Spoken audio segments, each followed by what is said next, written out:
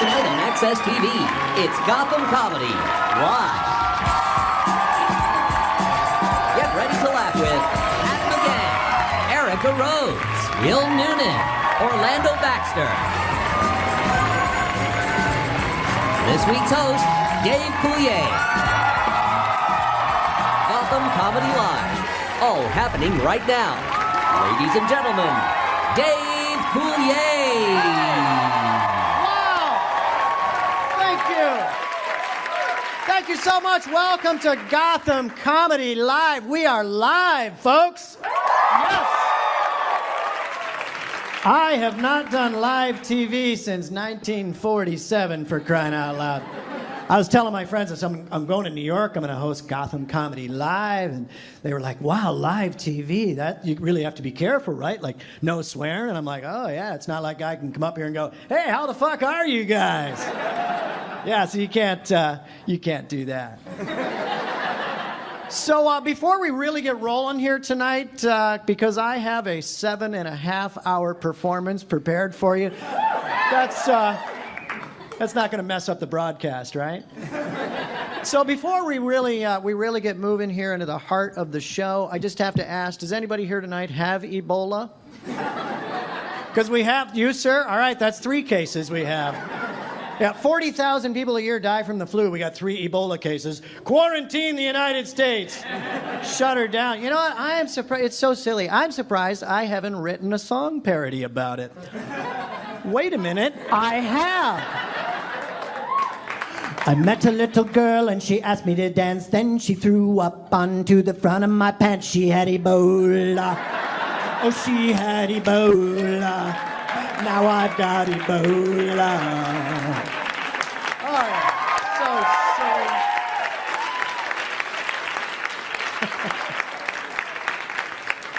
silly. Nice to be here in New York City. I love riding around in taxi cabs in New York because the taxi cab drivers in New York City are so unfazed. They are just unflappable. They have heard anything. I could walk out of here right now, walk into a taxi, sit in the back seat.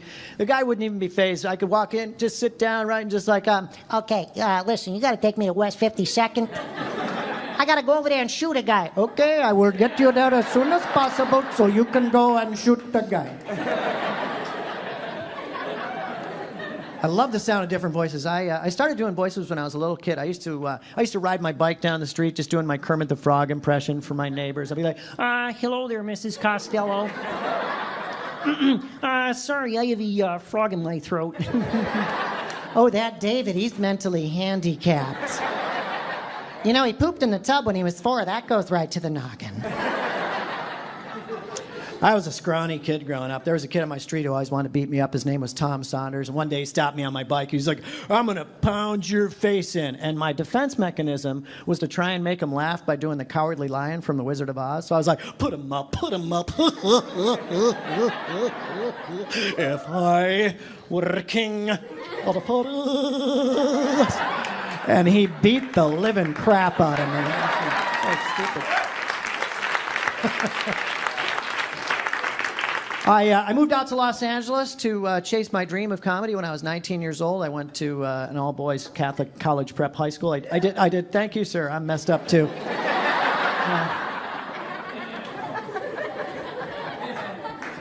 I didn't go to college. I couldn't find a parking spot. So I moved to LA, and one of my dreams came true right away. I got to work with Jim Henson doing Muppet voices, and I got to work on the Muppet Babies. We won the Best Animated Emmy Award 4 years in a row. Yeah. I got to do some pretty iconic voices, and I got to work with a genius, Jim Henson. I got to do voices like Baby Animal. Okay, me eat mud smear and face fuzzy. Oh, yeah, my parents are very proud of me. They really are. Also got to do the voices of the 2 old men in the balcony, Waldorf and Statler. Yeah, and great voices. Every time I'm live on stage like this, I always think I'm going to look up and they're going to be in a balcony just up there ripping on me, you know? Yeah, you know what the best part about this show is? No, what's that? It ends.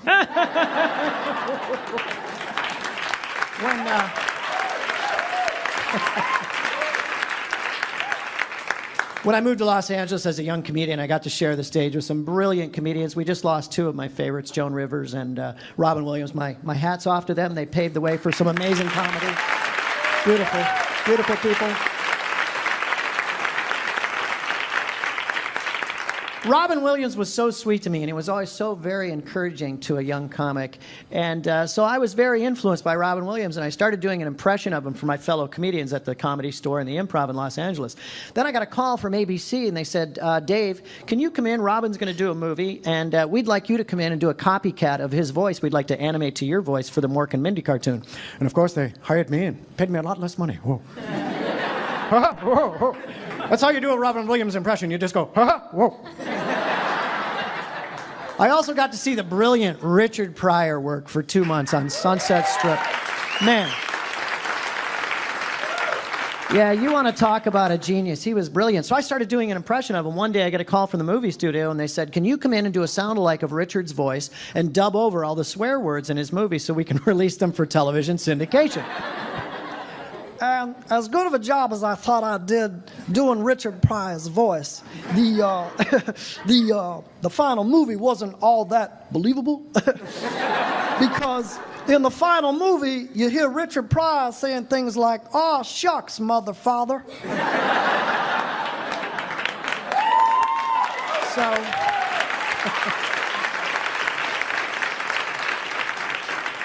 So I became a professional copycat. I ended up copycatting a lot of comedians' voices. I copycatted Bill Murray's voice on the Real Ghostbusters cartoon on ABC. And I remember I was at my dad's house. My dad's 84 years old. And my dad's old school. And I was telling my dad, I got hired for the job. I got off the phone. I was like, so Dad, looks like I'm going to be doing this, this Bill Murray, Peter Venkman voice, So,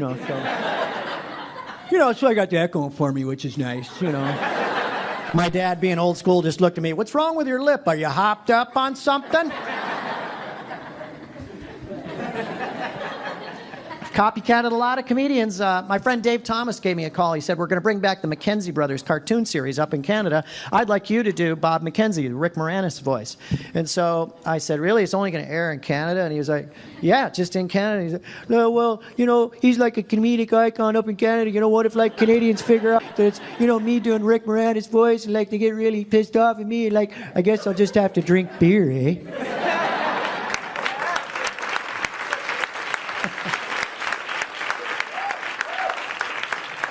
Sometimes I can only do one word of a character, but I think it still captures the actual character, the essence of the character. So here's an example of that. Here's my impression of Tom Hanks in the movie Castaway. Here we go.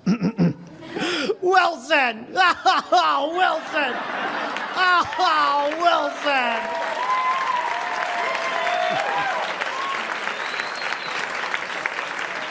Now, the best part about being able to do lots of different voices is when telemarketers call. Because they're so friendly and overly rehearsed, they always want to get some money out of your pocket. But you do the right voice, they'll never call you back, right? It's always, hello, sir, my name is Sarah, and if I could have just a few minutes of your time, I'd like to tell you about something wonderful and we're involved with that we'd like you to be involved with as well.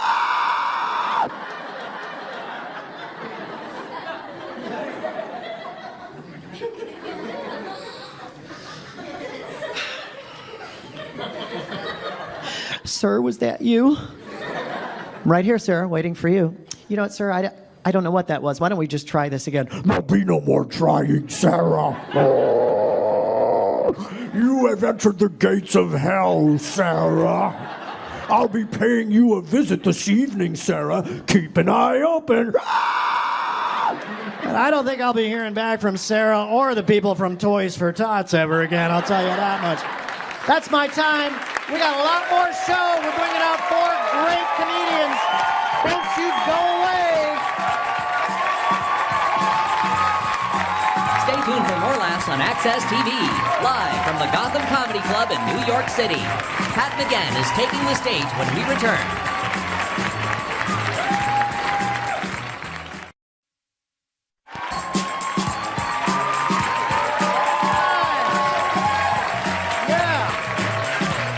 We're going to get into the meat of the bones of the the show. Right now, we're going to bring up our first comic. He's been on Letterman. Please, a big, rousing round of applause for Mr. Pat McGann.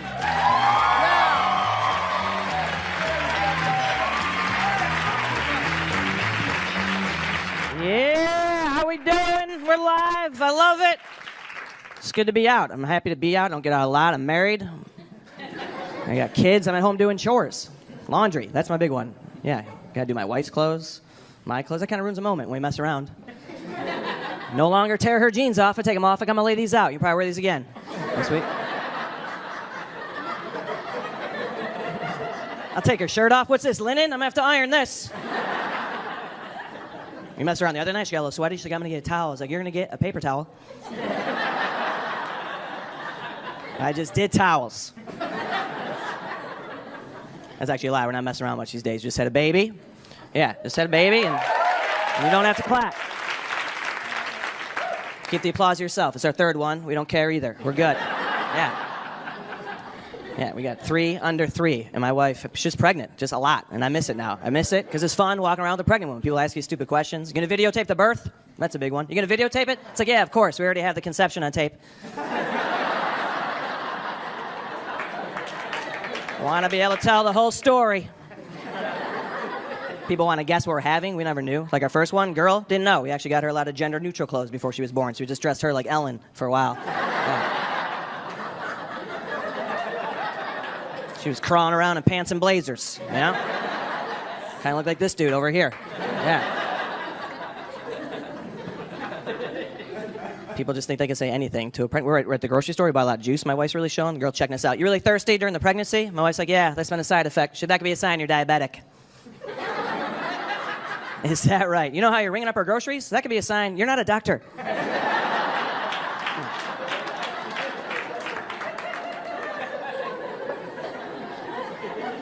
Always with the advice. My wife was late with the first one. That's another time you get advice. People chiming in. Oh, you're late? Have some Mexican food. That'll get that baby out. Yeah. Eat some Mexican. Go to Taco Bell, then go right to the hospital. Really, yeah. We don't want this baby to come out of her ass.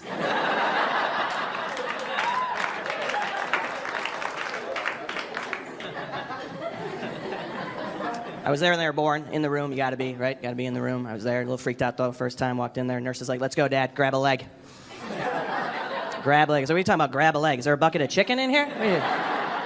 I was freaked out. I had new jeans on. You know, it's a big day. First child, that's a big picture day. I wanted to look good. I have to look good in that picture. You know, my wife's probably not gonna look that great after giving birth. Infants all look horrible, so all the pressure's on me to hold up the weight of that picture. I want my placenta on my denim. Grab a leg. You know how awkward it is holding your wife's leg, just staring down at her? What the hell do you even say? I was just like, well, here we are again. We've come full circle. I'm not gonna ask you to flip over this time.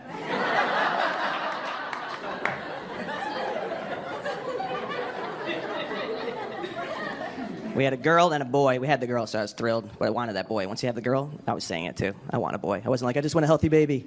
10 toes, 10 fingers. I would have taken a 12-finger boy. Yeah.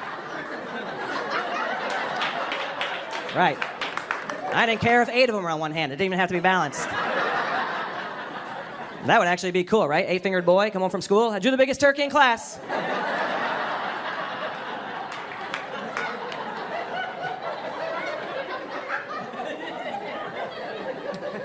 So it's fun, but that's my life. I don't go out, not my 20s, like this dude here. Look at this guy, just Thursday night live taping. Let me grab my hoodie.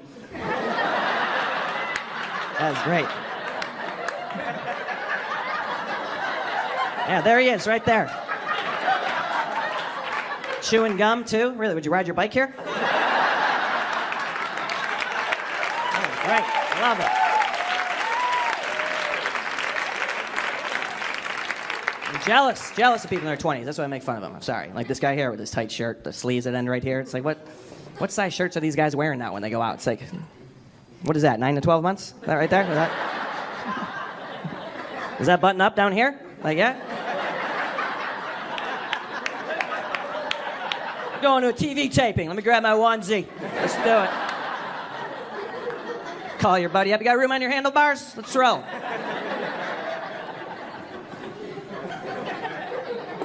I just say that because I am jealous. 20s, that's the best time of your life, right? 20s, you're probably like really good friends. You go out with real friends when you're in your 20s. Remember that? I remember going out in my 20s, people like, how you know those guys? Like, oh, it's a high school hymn. It's my college buddy. Then you start going out in your 30s, and it's like, yeah, this is my friend's little brother. And this guy works out of my gym. Don't ask me his last name. That's what happened to me. I stayed single too long. I got to a point I was jumping in cabs. The guy would be like, where to? But like, I don't care. What do you feel like doing tonight?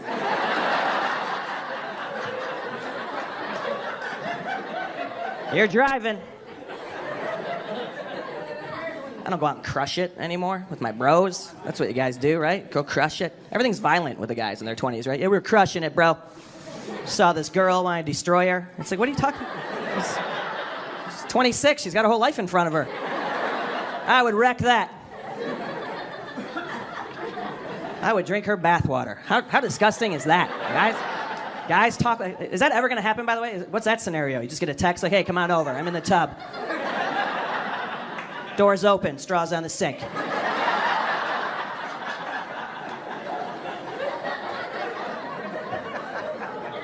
That's how they do it, though, right? Talk about picking up strange. I have friends that talk like that. I try and hang in those conversations. Like, yeah, I had sex with my wife. They're like, dude, don't talk about married sex. That's disgusting. Really? I can't talk about my familiar?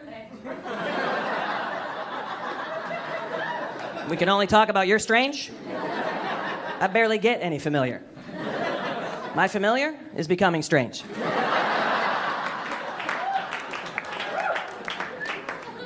No, my wife's great. She's tired, though. We're both tired, you know? She's nursing our kids, like our newborn, breastfeeding. Have you seen that? That's amazing. I don't think women get enough credit for that. That is something else. Yeah. Yeah, you can clap for it. I hope you mean it, because it is incredible and fun to watch. I don't know if you've seen the nursing bras. Those are outstanding. You got a little latch. Boom. There it is. Where the hell were those in high school? Wouldn't that have been great? Like, hey, I know your parents are home. You don't have to take the whole thing off. Just crack a window.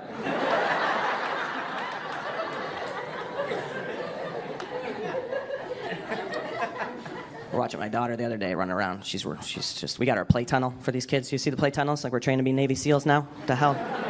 She was scared of that thing, staring at it. I had to coax her in. I get like a toy, go in halfway. Finally got her to come in there. And I'll tell you what, I should have checked her diaper before I got in that situation. That was not cool. She like turned around, camped out in front of me for a few minutes, and I was stuck there in the tunnel. I felt like Andy Dufresne in Shawshank.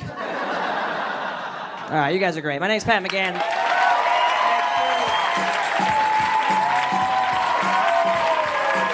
Stay tuned for more laughs on Access TV.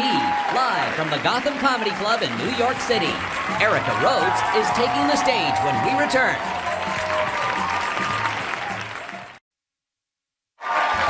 Welcome back to the Access TV presentation of Gotham Comedy Live. More laughs right now. Gotham Comedy Live, welcome back. We have a very funny lady on the show. She's been on the Prairie Home Companion since she was 10 years old. Go figure. Please welcome Erica Rhodes.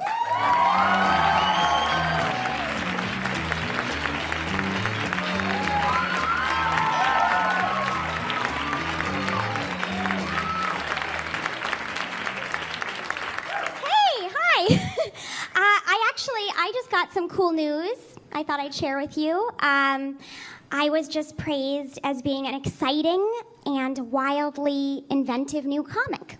Thank you. Thanks.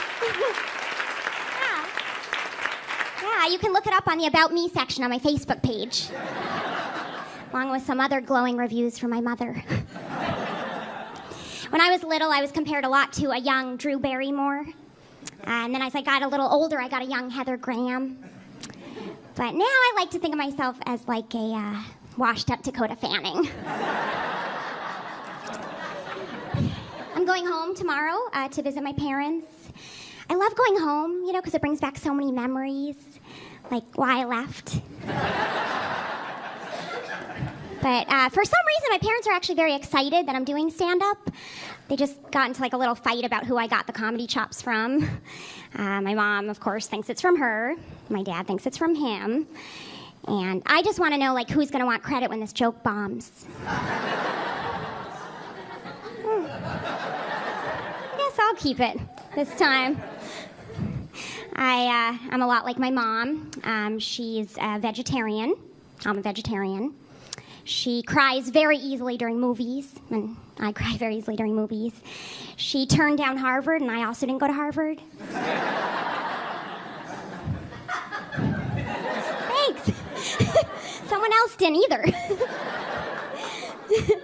But you know, it's okay because I heard Steve Jobs, like he dropped out of college, right? And he made $1 billion, so I don't want to brag, but I actually dropped out of college twice.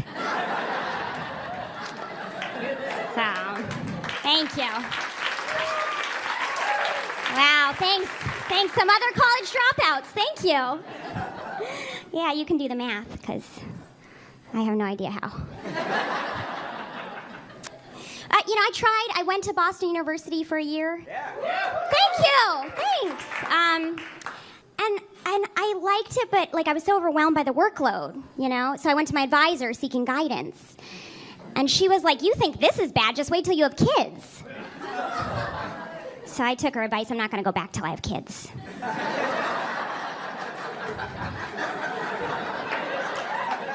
Maybe I'll be ready then.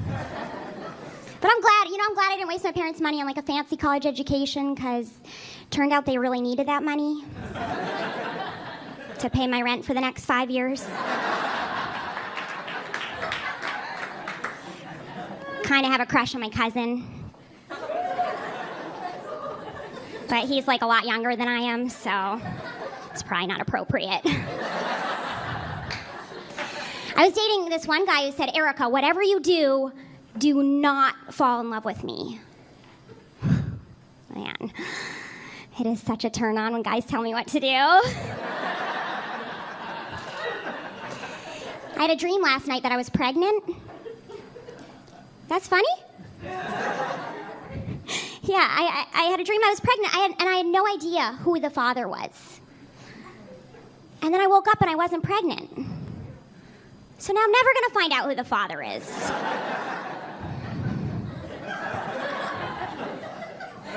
A lot of guys get very turned on by my voice.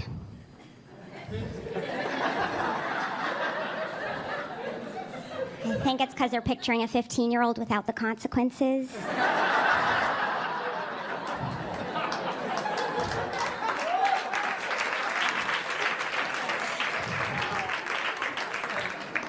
My ex, he never thought death was so bad because we experienced so much pain and suffering in life. And I think he's right, because now he's dead to me and I feel so much better. Some people think my humor is too dark, but they're just racist.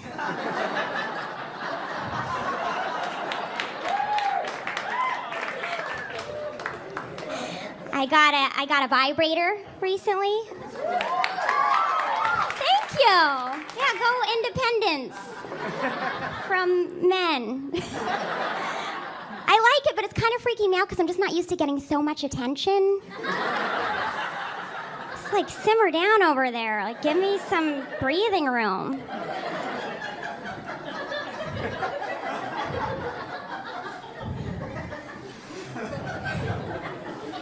There's a lady with a really nice laugh over there. I don't know if you can get her in the corner, but wow. Thank you. I have a little problem with commitment.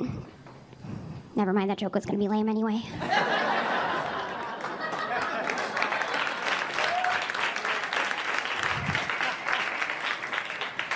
My dad's in a wheelchair.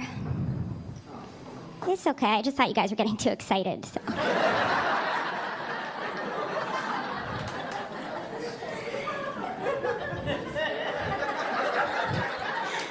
Right? Guys are a little too happy tonight. Thought I'd bring it down. No, it's okay. He's been in a wheelchair my whole life, which has always been a little bit hard, you know, but I do think it's made me a much stronger person.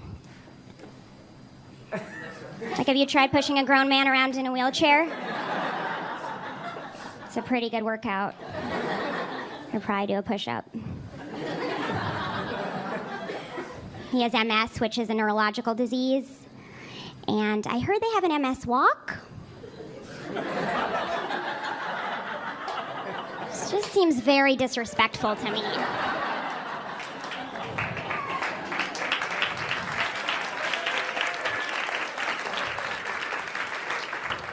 My dad doesn't like that joke, and I'm always like, sorry, Dad, when I have an idea, I run with it.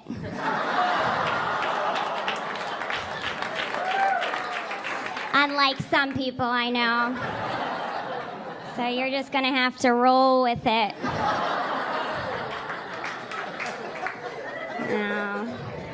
No, he's a good sport. He's not good at sports, but...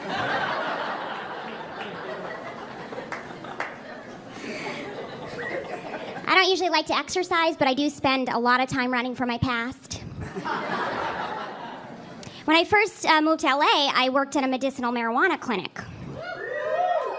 Yeah, it's a pretty cush job. But it was kind of sad, because I've never met so many 20-year-olds with cataracts. Just one after another. Sad situation. I actually used to think I was too depressed to be a comedian. And then I learned that I'm too depressed to not be a comedian. Thank you. Some depression in the front here. I spend most of my therapy sessions showing my therapist clips from my stand-up act. And I think I'll know I've really made it when I don't have to pay my audience $200 an hour. I've decided, though, I'm never doing nudity, unless maybe it's for Scorsese or a really good web series. I just launched a very big Kickstarter campaign. I am making a movie called Erica's Rent. And the goal is to raise at least $1,100 plus utilities before the end of the month. So just make out a check to Erica Rhodes after the show. Thanks, guys. I'm Erica Rhodes.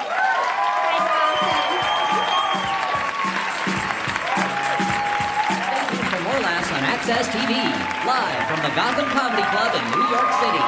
Will Noonan is taking the stage when we return.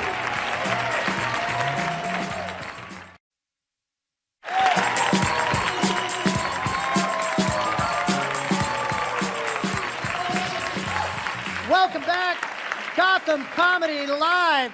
Well, we have a great comic coming up next. This is actually his television debut. Let's welcome him to the stage, Will Noonan.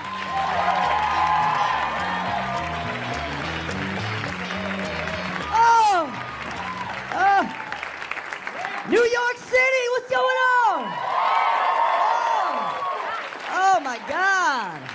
I just came down from Boston today, guys, and that's where I'm from. All right. Thank you. Some people are hissing and booing, but you can't hear them at home. They're dicks. I'm from Boston, but you may have noticed I don't really have that much of a Boston accent, right? And that's because I'm not drunk right now. Because if I were drunk, it would be out. And I feel like that's the thing with the Boston accent. No matter what, if your accent is thick enough, you sound shit-faced 24 hours a day. Even children. My niece is 4 years old. She sounds hammered all the time. She's like, I want to watch Dora the Explorer. Put on Dora. I'm like, put the scotch down, I'll put it on. No need to give me the finger right now. It's funny too, man. But I'm Irish Catholic, as you can probably tell from the sunburn I'm getting. Yeah. I'm getting a burn right now up here. I also have the Irish Catholic face, which is like a drinking thermometer.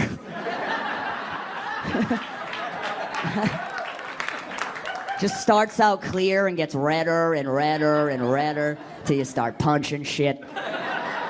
And then time to get out of bed, start the day. You're ready.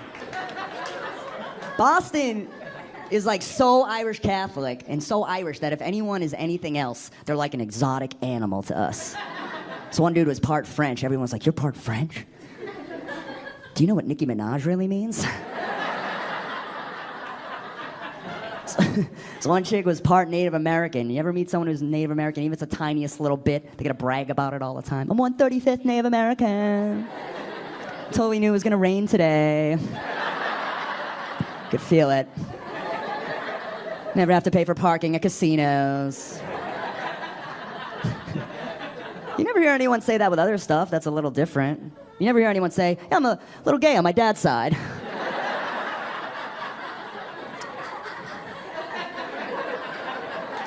My great-great-grandfather on my dad's side, he actually invented Toodaloo as a way of saying goodbye. That was us.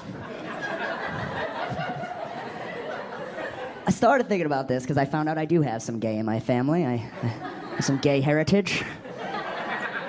Yeah, give it up, sure. My big brother came out of the closet a couple years ago on Christmas Day. The Lord's birthday. Which could have been fucked up. Turned out it was the best Christmas present that I've ever been given in my entire life. Because we're Irish Catholic. Because now that he's openly gay, my drinking problem isn't really such a big problem anymore. Yeah.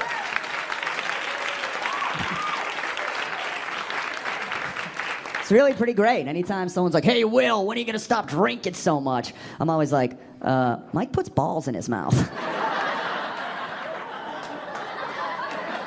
Are we allowed to put guys' balls in our mouths, Mom? I'm going to go get hammered and play Xbox for the next 10 years. Toodaloo. It's caused like this little bit of anxiety for me though, because like my brother was 35 when he came out of the closet. I'm not 35 yet. I know I have the gay DNA swimming around. Right? That shit can wake up anytime, any second, any day. I feel like I have this gay shadow that just follows me everywhere I go, and one day he's gonna tap me on the shoulder and just be like, Tom Brady is handsome. Look at his mouth, look at his mouth. So I like to test myself once a year. I have one of my buddies come over, this is him, for this story. I have one of my buddies come over, get naked, and then I'll just look at him to see how I feel. Thanks again for doing this, Jim, I really appreciate it. I don't think this is a year, man, I'm not really feeling anything right now. Doesn't smell good either, I don't... Why does it smell like a hospital gift shop? All right, bro. See you next Columbus Day.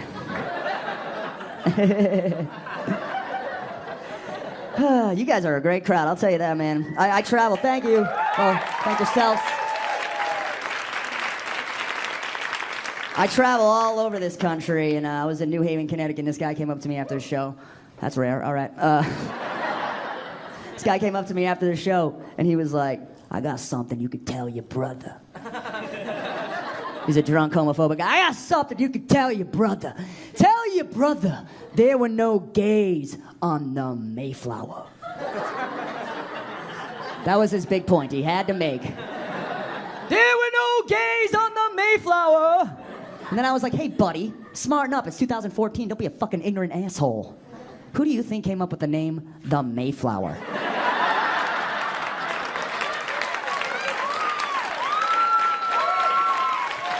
That's the gayest name for a boat I've ever heard. And then we kissed. It was a great moment between two men. I was just outside before the show and I saw like one of those fire trucks, FDNY fire trucks going to the scene of a fire with the lights and the sirens. Do you guys ever get that like patriotic feeling, right? You like wave at them sometimes. Like, go get them, guys. Go put out that fire. You're heroes. You're the bravest. But every time I see a cop in my rearview mirror, I'm like, this fucking asshole. Yeah, go ahead, pull me over, you glorified hall monitor. Can't you be a fireman? Why do we do that, right? They're both heroes, but why do we like one hero way more than the other hero? Maybe because no one's gonna have 4 beers here tonight and spend the whole drive home looking for fire trucks.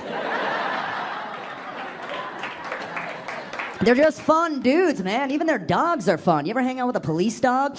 Where's the cocaine? Right? Dalmatians, they're just like, who's got the best spaghetti recipe in the firehouse? Let's go get laid. Firemen get laid a lot. They get laid so much they have extra beds at work. They have a stripper pole ready at all times. Firemen get laid so much it's one of the most dangerous jobs on earth, and there's volunteer firemen. Guys are like, I could die, I could fall off a ladder. Okay, I'll do it for free. For the hand jobs. I was listening to the weather report on the way here, and they're doing that new thing on the weather where they tell you what it feels like outside. What the fuck is that? You know what I'm talking about? Oh, it's 65 degrees outside. Feels like 55.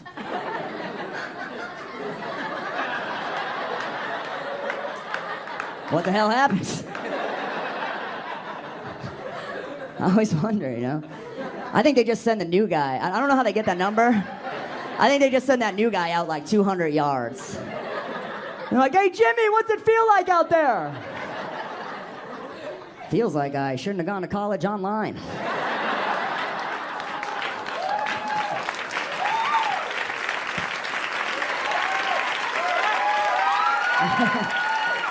Part of me loves it, though. What if they did that with everything on the news? Like, told you a little bit of the news and then told you what it felt like right after? They'd be like, John Travolta is being sued by a muscular male masseuse. Feels like he's hiding some gay stuff. Massive herd of tornadoes rips through Tornado Alley. Feels like God doesn't want people to live there anymore.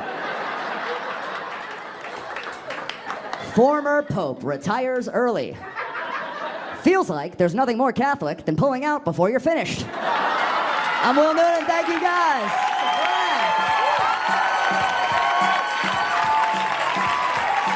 Stay tuned for more laughs on Access TV, live from the Gotham Comedy Club in New York City.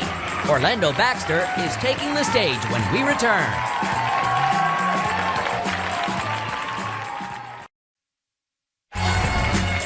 Welcome back to the Access TV presentation of Gotham Comedy Live. More laughs happening right now. All right, welcome back. Gotham Comedy Live. We have a comedian who's returning for his second time here on Gotham Comedy Live. Let's give him a big rousing round of applause for Orlando Baxter, ladies and gentlemen.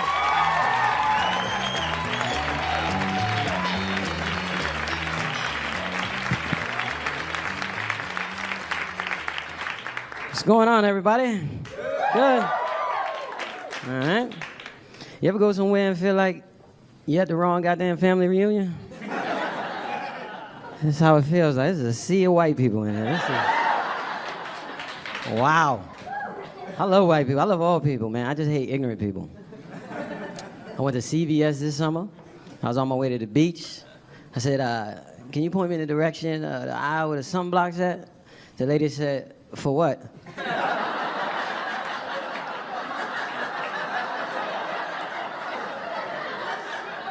I said, I'm going to the beach.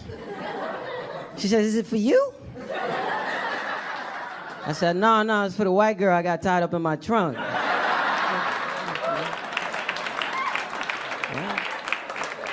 I said, of course it's for me. Why? She said, oh, wow, really? I didn't know black people needed sunblock, man. I didn't know that. I just thought with your skin, the sun you just absorb it. I was like, lady, just because we black doesn't mean our skin's made out of solar panels. What you think I just lay out on the beach and charge up?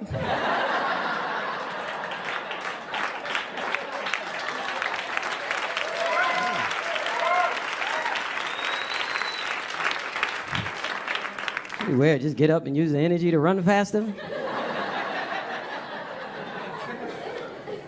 I'm celebrating my 10-year anniversary of not having to wear glasses, so yeah. Thank you. Got that LASIK eye surgery, man. It's great. I hated wearing glasses, man. I hated it because I had to wear glasses because I had a lazy eye, right?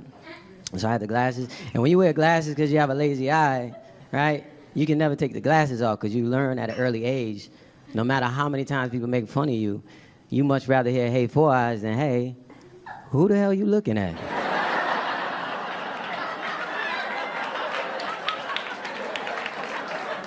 Is that's an insult and a question, right? The worst part about having a lazy eye, though, was it wasn't even a look. I hated the fact that they called the eye lazy. Why you calling my eye lazy? Like my eye had an option, you know? Like my eye woke up one morning and was like, man, forget this job. I'm gonna go over here and hang by the nose all day if you don't.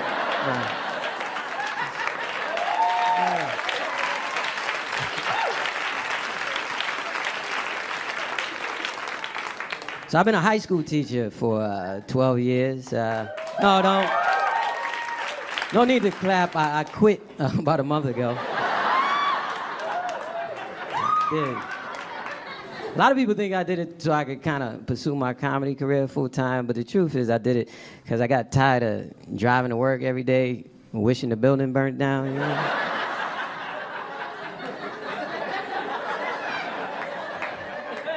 It gets like that sometimes, you know? I miss the kids, though. You know what I miss the most? I miss playing Jeopardy with the kids, because I was an in-school suspension teacher, man.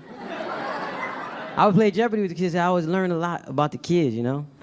I remember one time I was playing a game, and I split it up, boys against the girls, right? So, it was real intense, people talking trash. I'm gonna win this, right? I'm gonna win this Snickers, right? It was just a real, super intense. I had to tell the kids calm down. They was getting all excited, talking trash. They sweating, right? 35 minutes into the game. It's intense, right? Score's all tied up. It's 0-0, man.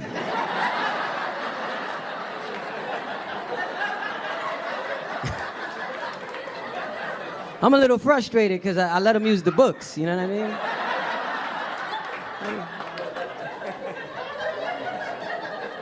So I say, final question. Final question. This is for the championship. What is the capital of Massachusetts?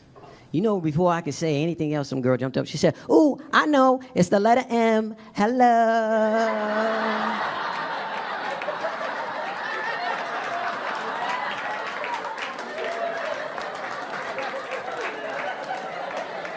But that wasn't the crazy part.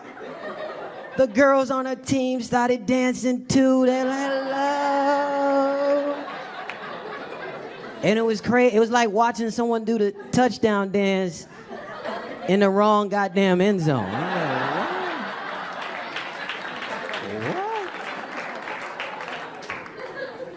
what? You know what I don't miss? I don't miss breaking up fights at school, man. I don't miss it. You know what I'm saying? Because they don't give us no training. I don't know if you guys notice. They don't train us. They're always like, use your instinct. Word? What if my instinct tells me to put $5 down on a big girl?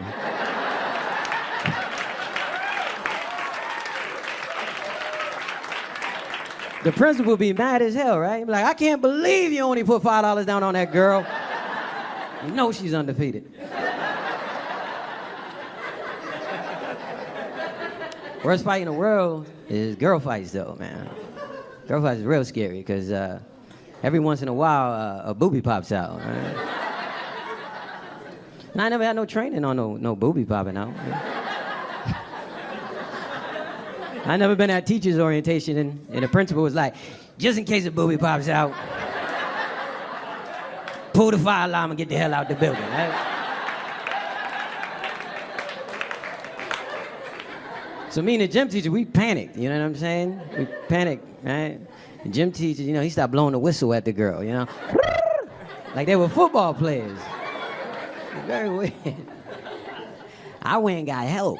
I went and got a female teacher. That was smart. I got in trouble for that. They said I should have stayed, which was weird, you know what I mean? I didn't stay because I looked at it like this. Kids got camera phones, and I got bad luck.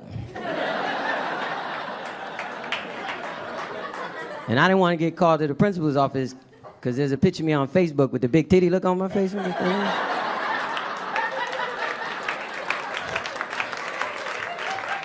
I got to explain myself.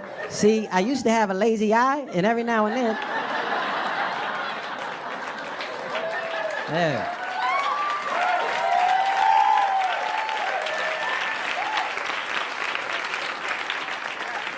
Yeah, I'm in a relationship, which is cool, right? Ever fall in love with someone and realize they're a little bit crazy than what you thought they were? Yeah. One day, that's how my girl got me. She's all nice, then one day she laying in the bed, I'm laying next to her, she gets up and goes to the bathroom, right? I stretch out, my hand goes underneath her pillow, something pokes me, I flip over the pillow, knife under the pillow. Which wouldn't have been a big deal if it was at her house, but it's at my goddamn house, right? So she comes back in the room. I'm like, babe, why you got a knife on the pillow? She said, oh, I just keep that there just in case someone breaks in and tries to rape the both of us. The both of them? That scared the hell out of me because I watch Law and Order all the time. And I ain't never heard of no really strong bisexual rapists. Right? Right? Someone that kicks open the bedroom door, like, ooh, choices. All right, guys, that's my time. Thank you. Peace out. Stay tuned for more laughs on Access TV, live from the Gotham Comedy Club in New York City.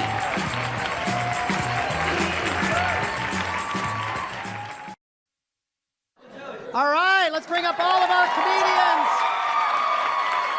Pat McGann, Erica Rhodes, Will Noonan, and Orlando Baxter. Thanks all of you.